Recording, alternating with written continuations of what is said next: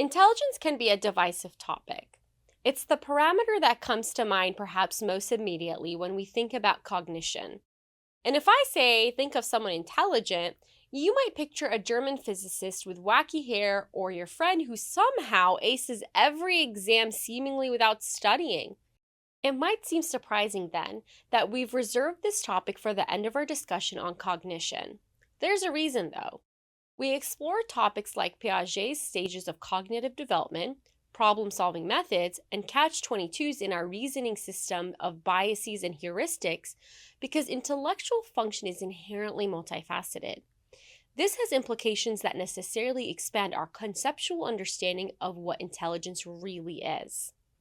To that point, the first aspect of intelligence that we need to consider is some idea of what it is in the first place.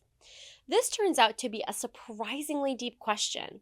In school or at work, we've intuitively or explicitly had the experience of recognizing that some people are smarter than others. But it turns out to be very tricky to pin down the concept of smart in a precise and scientifically rigorous way. Like, my mom tells me I'm her smartest child, but I'm also her only child, so... Anyway, the good news is that an exam won't ask you to very simply and clearly define intelligence.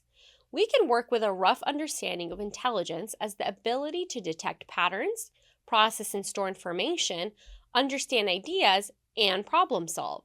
What you do need to be familiar with, though, are some of the various ways that researchers have historically analyzed intelligence and how those conclusions have been applied for practical purposes. One of the most influential ways of thinking about intelligence was developed by a psychologist named Charles Spearman in the early 1900s. He noticed that children's performance in various subjects in school tended to show correlations. Even though the subjects of history and math test separate cognitive skills, students who do well in history tend to do well in math and vice versa. Many of us can testify that this isn't a perfect correlation. And Spearman never claimed that math whizzes are automatically great at memorizing details about the fall of Rome. But at the level of the whole population, there tends to be a trend, as illustrated on a down-to-earth level by how terms like an A student or a B student describe how someone performs across a range of subjects.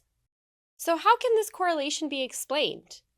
Well, one logical possibility would be that some underlying capacity drives performance across multiple seemingly unrelated subjects. You can probably see where this is going. This underlying capacity has been termed general intelligence, which was then abbreviated as the G factor.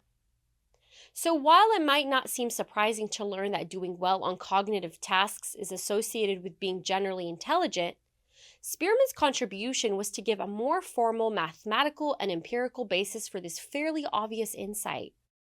Perhaps more surprisingly, the G factor has had persistent longevity in psychological research, and tests that measure it, or at least claim to measure it, have shown correlations with a wide range of outcomes.